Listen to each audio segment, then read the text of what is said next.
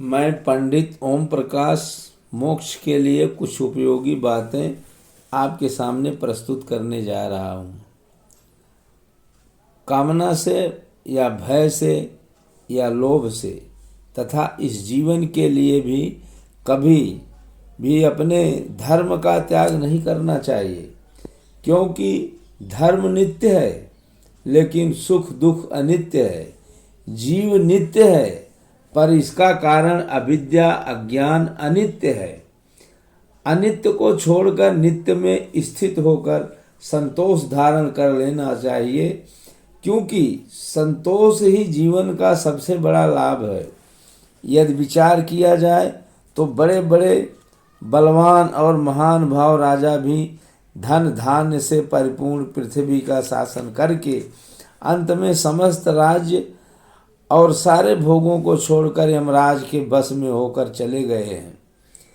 मनुष्य जिस पुत्र को बड़े कष्ट से पाला था, वही पुत्र पिता के मरने के बाद अपने घर से तुरंत बाहर कर देता है। इसके बाद करुण स्वर में विलाप करते हैं, फिर साधारण लकड़े की तरह उसे जलती चिता में झोंक देते हैं।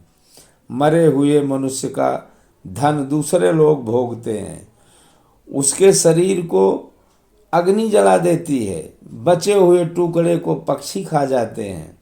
यह मनुष्य अपने किए कराए हुए कर्मों के पाप पुण्य से बंधा हुआ परलोक में गमन करता है। बिना फल फूल के वृक्ष को जैसे पक्षी छोड़ देते हैं, ठीक उसी प्रकार उस प्रेत को उसके पुत्र बंधु और जाति वाले जलती हुई चिता में छोड़कर लौट आते हैं। अग्नि में डाले हुए उस मृतक के साथ केवल उसका अपना किया हुआ बुरा भला कर्म ही जाता है। इसलिए मनुष्य को चाहिए कि वह धीरे धीरे प्रयत्न पूर्वक धर्म का ही संग्रह करे, क्योंकि इस लोक और परलोक में ऊपर और नीचे तक सर्वत्र अज्ञान रूपी महान अंधकार फैला हुआ है, जो इंद्रियों को महान मोह में डालने वाला है। इसलिए सद्गुरु के पास जाकर आत्मा का दर्शन कर लीजिए, जिससे यह आपका स्पर्श न कर सके। यह जीवात्मा एक नदी है, इसमें पुण्य ही तीर्थ सत्य स्वरूप परमात्मा से इसका उदय हुआ है।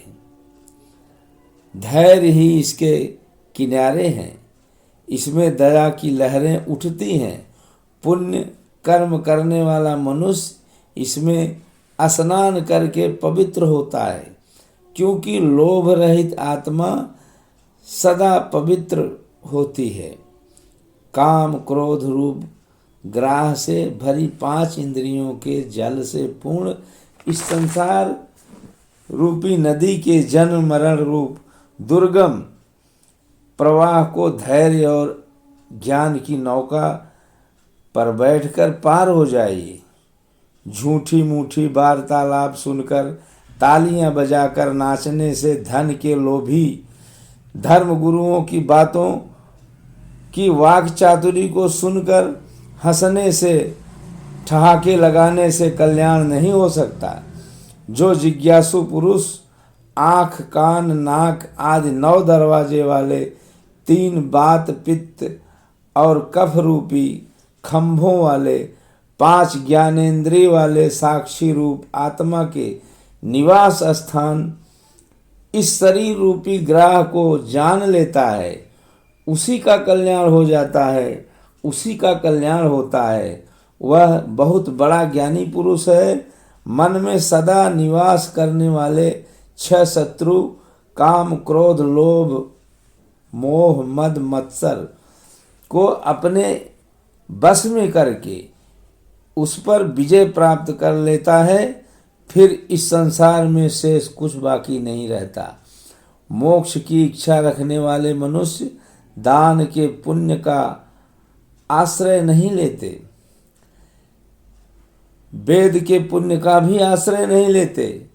वे निष्काम भाव से राग द्वेष से रहित होकर इस लोक में विचरते रहते हैं और आत्मज्ञान रूपी अंतिम लक्ष्य की तरफ आगे बढ़ते हैं।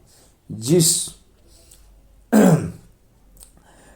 जीव का स्वभाव है सत्य को जानकर भी सत्य को कभी स्वीकार न करना, जब सत्य सामने आकर खड़ा हो जाता है तब वह पश्चाताप करते हुए यह सोचकर दुखी होता है और यह सोचता है कि यदि मैं पहले से ही सत्य का आचरण किया होता तो आज यही सत्य मुझको आनंदित और सुख रूप होकर कल्याण कर देता।